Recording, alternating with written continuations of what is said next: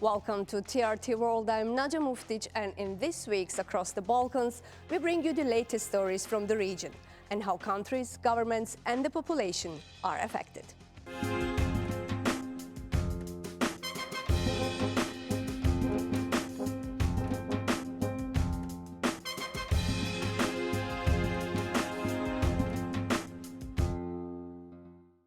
After a year-long deadlock, Kosovo's parliament has elected a prime minister, giving Albin Kurti his third consecutive win. It will not only be the chance the country needs to regain political and economic stability, but also give stalled talks with Serbia a new lease of life. Adam Amunu has this report. Kosova, sot të nderuar deputet, të dashur qytetar, është më demokratike dhe më e sigurt se kur më parë. Institucionet tona sot janë edhe më të besueshme e më të qëndrueshme.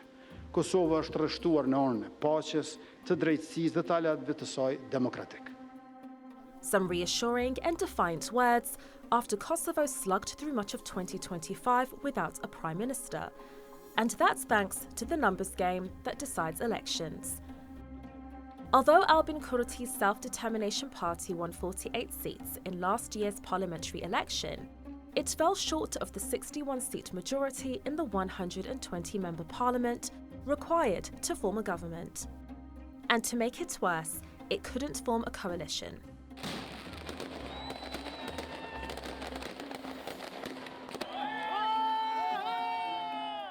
A snap election was held in December, and again, Kurti's party was ahead.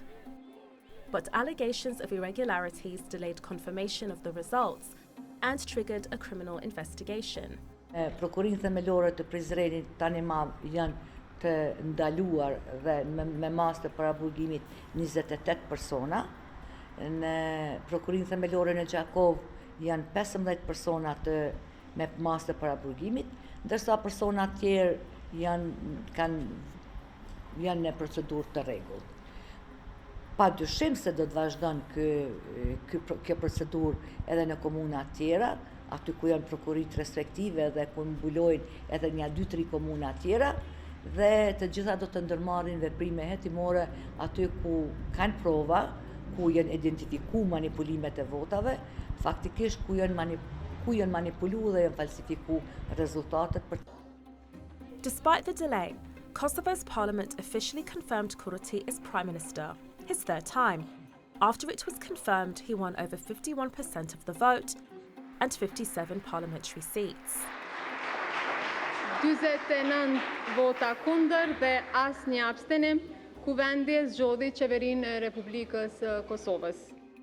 And to stave off another showdown, the Self-Determination Party went into coalition with other parties to take them over the finish line. Nobody expected a 50% victory result for Mr. Kurti. It's a political earthquake that will last for at least a decade because it has thrown political parties of the opposition into chaos. Kosovo's newly elected government has the monumental task of approving this year's delayed budget, which will include boosting the economy and increasing investments in defense. Në 4 vitet e ardhshme do të forcojmë aleancat, do të investojmë 1 miliard euro në mbrojtje, do të rekrutojmë ushtarë të rinj, do të shumëfishojmë numrin e oficerëve, do të funksionalizojmë fabrikën e municionit, do të zhvillojmë industrinë ushtarake të Kosovës dhe do të prodhojmë dronët luftarak made in Kosovo. This isn't without precedent, given the country's ongoing territorial dispute with Serbia. But their normalisation of relations is a key requirement for their EU ambitions. Parliament also has to elect by the 5th of March a new president, which will require a 2/3 majority to avoid another snap election. Though Kosovo's political crisis is over, the real work begins. The coming months will show whether this hard-won milestone will translate into greater stability for the country. Adam Amunu, Across the Balkans. We spoke with Donika Emini, CEO of CiviKos, as Albin Kurti secures his majority after a year of political stagnation. Is Kosovo strengthening governance or sacrificing democratic balance for centralized control? We also ask if a proposed €1 billion defense budget and shift from reliance on NATO and KFOR raise new security questions. Merima Molic has more. Donika, thank you for speaking to TRT World. Albin Kurti has secured his majority, but at the cost of a year-long political stasis. We see a trend across the Balkans where strongman stability is often traded for democratic pluralism. Is Kosovo entering a phase where the efficiency of a single party majority is dismantling the checks and balances necessary for a young democracy? Thank you for having me. It's always a pleasure to speak to you. Yes, this was my first question. And we all thought that the results of 2021 cannot be repeated, that the dossier in a pluralist system cannot get more than 50%. And to be honest, it felt like a surprise even to the party itself. The landslide victory challenged mentally, but also the political system of Kosovo, which is a multi-party system in which, coalitions and compromise are very much necessary. This time, they got a landslide victory, more than 50%. They have the majority in the parliament, and this time they're not sharing the power. In 2021, it was with Vjosa Osmani. The duo ran together, two different parties in a coalition. One ran for the president, the other one for the prime minister. You could see that there is, like two parties, two partners running together. This time it's only Vedvendosje, and that's why it also questions the position of the president in the near future, in 2 weeks. Political stability is very much needed in Kosovo, especially after a year and a half, almost a year and a half without a government. But it is coming at a high cost, because if we don't protect the critical mass, if we don't protect pluralism and checks and balances, it can lead to something that can be quite dangerous. We see this trend not only in the region, but also in the EU countries. But in the region, when a party gets into power, they stay there for decades. And this is something we didn't have in Kosovo, and we wouldn't want to have in Kosovo. So there is a high risk, but it is up to all of us to make sure that it doesn't happen. And this doesn't happen if we constantly work on our young democracy. We maintain the critical mass through civil society and diverse pluralist media. As far as Kurti is concerned, in this government, it's too early to assess, but the government is huge, which goes against what Kurti has preached for so many years. I remember back then in Haradinaj's government, when we had 21 ministries, Kurti was the biggest critic to that. And Kurti now has a government only with one ministry less. The size of the government is enormous. Of course, they are leading the parliament, and the president will definitely be there with a Vedvendosje blessing. And if the three heads of state come from one party, we really have to safeguard and make sure that we don't become like countries in the region. The proposed €1 billion defense budget is a seismic shift for a country whose security has been outsourced to NATO for decades. Is this an admission that KFOR's umbrella is no longer seen as permanent or sufficient? Oh yes, I mean there are many elements, but first is the transformation of KSF into Kosovo Armed Forces. So the Ahtisaari plan has foreseen only a Kosovo security force with very limited mandate, and that was foreseen in the constitution. The mandate has changed a long time ago. It was done through the laws and not through the change of constitution, of course, because of the double majority and the Serbian, the need for the Serbian MPs to actually vote for it. So it has been changed, and part of that plan back then, it was a 10-year sort of action plan through which Kosovo would gradually increase its capacities in defense, and gradually it will also increase its budget, defense budget. this is part of it because, this has been a trajectory, an increased trajectory over time.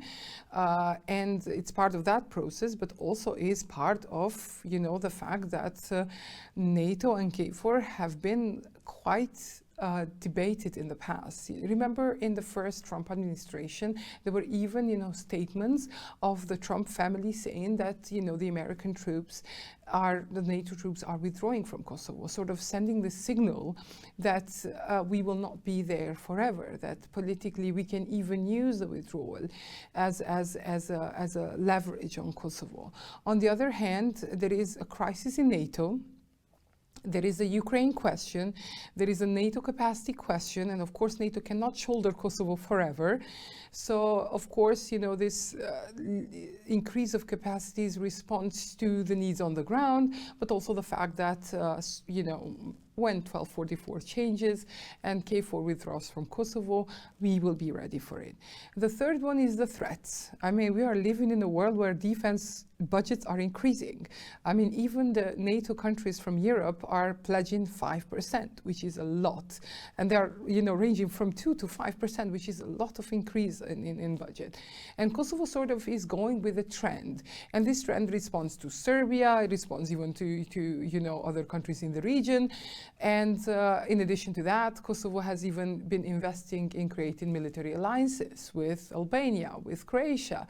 So this is all sort of part of this overall Europe's preparedness for the worst. The friction with Washington over the association of Serb municipalities has moved from a disagreement to a fundamental rift.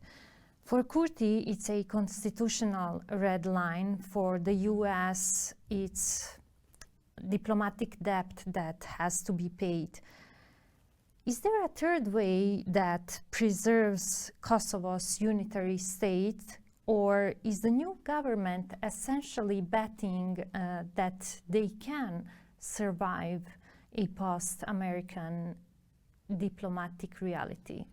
This is a very, very big question ongoing in Kosovo since Kurti came to power. Kurti traditionally has had hot and cold relations with the US. There have been cases when this bilateral cooperation has been smoother. But there have been a lot of tensions, and these tensions did not happen only during the Trump administration, which was expected, but also during the Biden administration, and they were always centered around the association of Serbian municipalities, and this is also the case with the EU. It is very important to recognize the fact that Kurti agreed to implement the association agreement. In Ohrid, if you look at the agreement, the points that have agreed, at least verbally, between Vučić and Kurti, it is stated that Kurti takes ownership in all agreements that have been reached prior to him. So he takes ownership into implementing everything, including the association. What Kurti wanted was guarantees.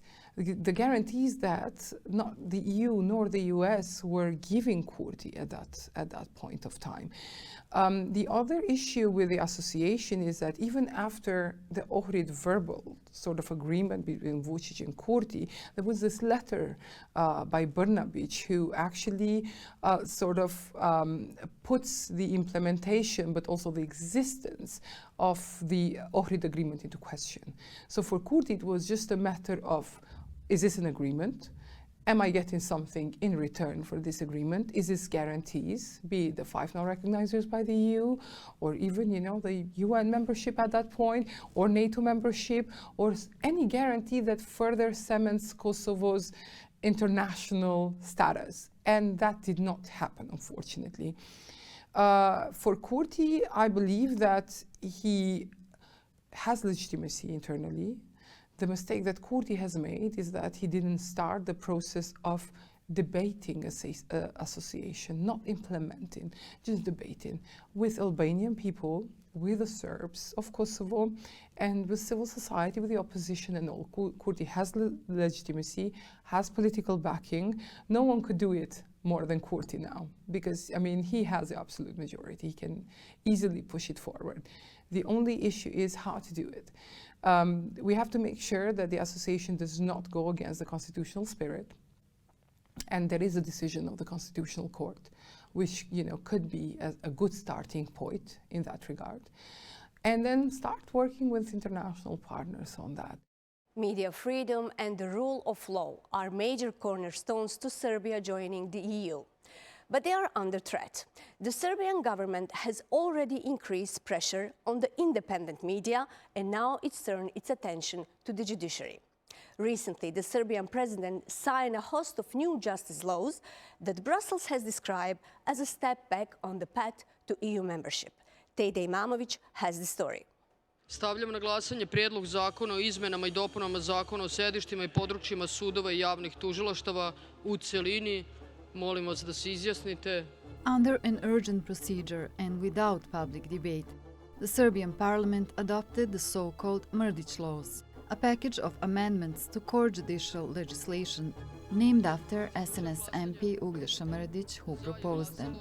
The EU says this legislative move by the ruling party is a step back on Serbia's path to EU membership, while analysts warn the laws could potentially undermine judicial independence. Prelazimo na treću tačku dnevnog reda, Prijedlog zakona o izmenama Zakona o Visokom savetu tužilaštva. Stavljam na glasanje Prijedlog zakona u načelu. Zaključujem glasanje. Za je glasalo 138 narodnih poslanika, protiv 36.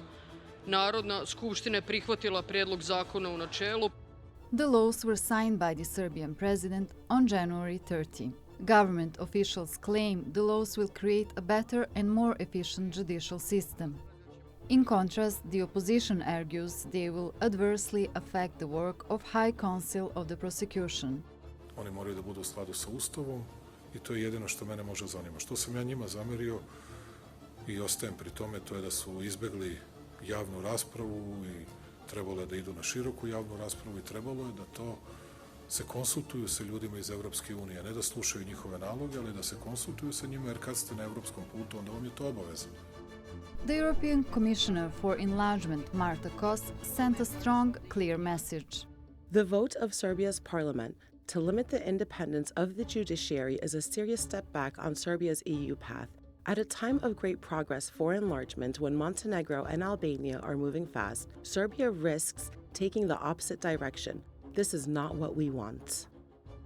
Samo ne znam kako je to korak nazad kad nismo imali ni jedan korak napred ove 4 godine. Brussels has suggested that the implementation of these laws should be paused. We spoke with Jovana Spremo, coordinator of the working group on judicial reforms in EU negotiations, who elaborated on the potential problems posed by these laws and what might come next. And the biggest issue here is firstly because it affects the hierarchy of the prosecution to the way that is bringing back some of the solutions that we already removed in order to have more independent and more autonomous prosecution. That was 3 years ago. These newest challenges that are being put on prosecutors are actually sort of retribution of the executive power towards the prosecution, especially because we had several indictments raised against the ministers in the current and ex-government, also from the current ruling party. And it basically undermines the entire constitutional reform that we had in 2022 and 23, which main cause was to bring more independence and autonomy to the judges and prosecutors. She emphasized that the government is now trying to appease the international community, particularly the EU, by proposing to send these amendments to the Venice Commission for review. What will happen after the review is not yet clear, but it is likely to weaken the prosecution's capacity to tackle organized crime and hinder its effectiveness moving forward. Facing more than a year of anti-corruption protests for which he blames foreign secret services, Vučić has increasingly criticized judges and prosecutors. including those probing a Novi Sad railway station roof collapse. As Serbia grapples with these legislative changes, the implication for its EU trajectory and judicial integrity remain critical concerns. Teddy Mamovic, Across the Balkans. In a rare political move, Bulgaria's President Rumen Radev has stepped down before the end of the second term. This is despite there being no public calls for his resignation. Radev has announced he will now enter party politics. Vice President Iliana Yotova has taken over until the mandate expires. The surprise decision comes as the country faces continuous instability and repeated elections. Zoran Kosanovic reports. Bulgaria's President Rumen Radev has decided that 9 years in office is enough for voters to understand how he can help them. He is leaving the presidential palace and plans to continue his political career in another institution on the same central square in Sofia. Radev has resigned and is now aiming for a seat in the Bulgarian parliament. Днешната политическа класа предаде надеждите на българите в компромиси с олигархията. 2/3 вече не гласуват и е нужен нов обществен договор. Нашата демокрация няма да оцелее, ако я оставим на корупционери, съглашатели и екстремисти. His decision could shake up Bulgaria's political parties, which in recent years have failed to form a stable majority. If new elections are called, Bulgarians would vote for the 8th time in the last 4 years. Bulgarian President Rumen Radev is a former Air Force general. He was a key political figure for almost a decade. Now he wants to enter parliament. This comes at a time of political instability and re-elections. His move raises important questions. Is he trying to stabilize the country? Is he trying to increase his political power? Or is he trying to change Bulgaria's weak coalition system? Many questions remain open. But Bulgaria, a member of NATO and the European Union, is not only facing the resignation of its president. The country is also in a deep political crisis. The previous government collapsed after mass protests over corruption and the state budget. At the end of last year, street protests forced the government to step down. Radev still enjoys relatively high popularity and is often among the most trusted politicians in Bulgaria. Високия рейтинг също така на президентската институция, която по презумпция си е винаги с висок рейтинг, 48-49%, също създава така една илюзия, че това е твой рейтинг, но това не е рейтинг на Румен Радев. Това е рейтинг на институцията като... Limited opinion polls suggest that Radev's future party could rank among the top 3 political forces in the new parliament. Да тръгне в политиката да направи политическа партия, политически проект, но аз смятам, че това са едни лъжовни очаквания. Защо лъжовни? Защото обикновено не само в българската политика, а и навсякъде в политиката, хората, когато застават на един висок пост като президент, председател на Народното събрание или пък министър-председател, се обграждат с едни хора, които им ги ласкаят, много си хубав, много добре го направи и страхотно, и някак си забравят критиката и така да го държат на нивото, на което трябва да е така приземен. However, this would still not be enough for him to form a stable government, especially since the two strongest parties in recent elections do not welcome his decision. For now, only right-wing parties have expressed support for him. The resigning of the current Bulgarian president, Rumen Radev, is a very good thing for Bulgaria because he was dividing the society in two parts. From one part, he was dealing with Chinese companies and with Russian political substitutes like people sent from the Russian government and from the Russian administration. And from the other hand, he was not okay with the Bulgarian pro-European parties like GERB and DPS, which are consistently working on the Bulgarian project with EU. So Radev is a kind of populist, and I think most of the Bulgarians are admiring the resigning of this president. There have been no official comments from Brussels on the resignation. However, if Rumen Radev joins the executive branch, this could worry the European Union. During his term, Radev disagreed with some EU policies, especially on military aid to Ukraine and the euro. Countries in the region, which also face problems with EU alignment and corruption, have not reacted to Radev's resignation so far. Until the end of Radev's term in January next year, the country will be led by former Vice President Ileana Iortova. One of her first tasks will be to appoint a new caretaker government. This government will run the country until the next elections. Zoran Kosanovic, Across the Balkans, Bulgaria. Thank you for watching TRT World and letting us once again take you across the Balkans. Now, as Muslims across the globe observe the holy month of Ramadan, we play out this week's show with the images of the first breaking of the fast across the region. That is all from the team for this week. We hope to see you next time.